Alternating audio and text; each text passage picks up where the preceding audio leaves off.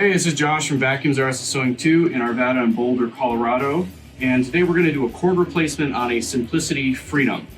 This is going to be the identical process for Riccar R10, R10S, R10P, R17, as well as the equivalent Simplicity machines. They all use the same handle assembly, and I'll list all those models on the bottom. So I'm going to remove the entire handle assembly to do this cord replacement. It's way easier to take it off the machine than to attempt to do the cord replacement while the handle's on the machine.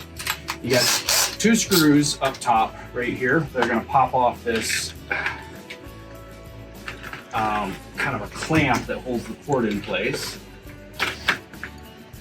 I'm actually going to cut the cord and get it out of the way here entirely. Because it is a bad cord. I got 2 screws right here, which will undo this plate.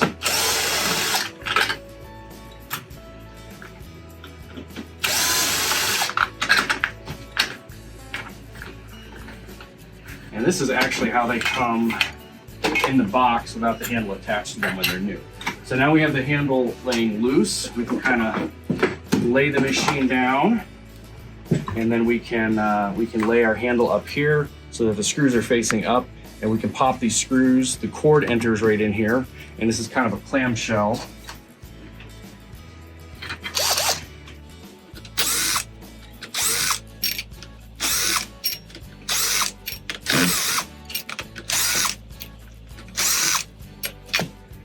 So this will open right up, and we kind of leave stuff sitting there, take a gander at what you got going on so you know how it's all going to go back together again. Here is your defective cord. And we got 2 plugs here, 1 plug. Boy, are they tight too. And then you got another one right here, which I think I'm going to pop out with. I'm going to try to pop this off the switch with a flathead screwdriver. Get some leverage in there. Pop right off. So now I have that disconnected.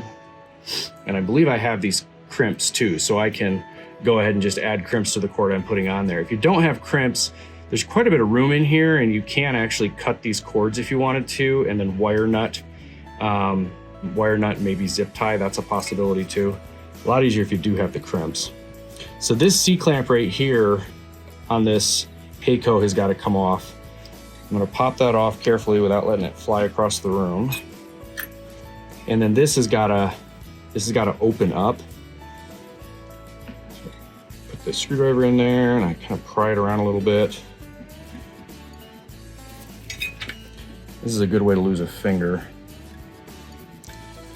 It's a good time to say, don't try this at home.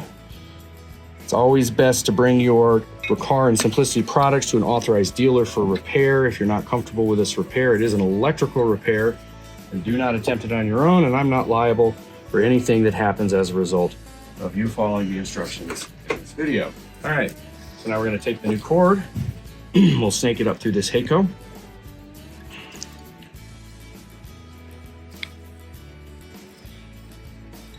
And it'll poke out a little bit right there. We will crimp this back down again. We'll use some needle nose. I don't know if these needle nose are big enough. Yep, that worked pretty good. So that's crimped back down again. And then I will put my C-clamp back on here. I really need bigger needle nose for this.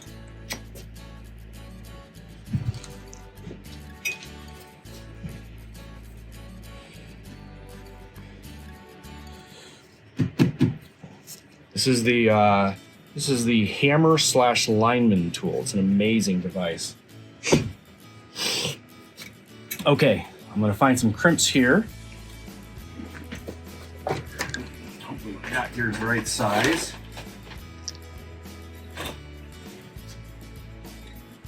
Yep, so there's the one. And there's the other. Now, stock, they came with these bent crimps to kind of keep the wires out of the way. It's more standard that you'll have these crimps that don't have that bend on them, and there actually is enough room to use this type of crimp without any problem.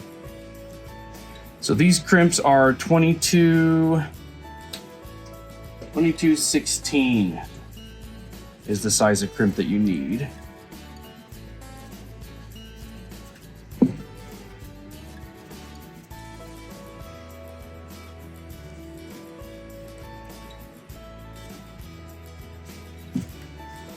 All right, so we'll reconnect here.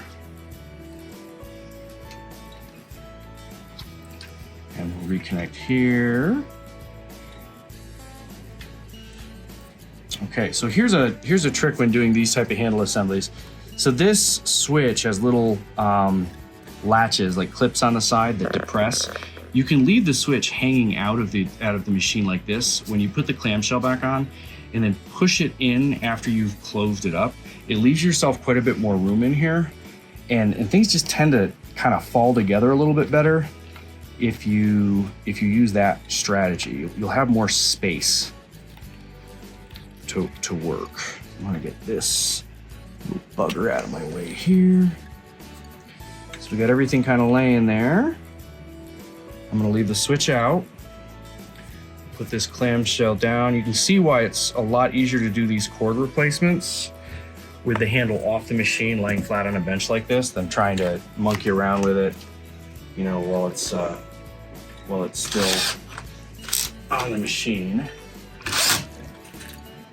So I've got this particular screw gun has a really low clutch. You do have to be careful when you're screwing these in, because the plastic mounts that are inside will crack pretty easily if you screw them in too tight. This screw gun actually has a really light touch, so I just turned the clutch down super low and we're good. I think Hitachi makes a screw gun similar to this. This one's been discontinued. Whoops.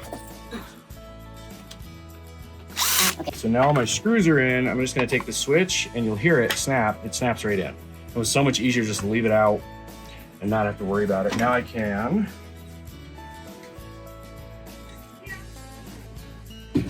put this back up.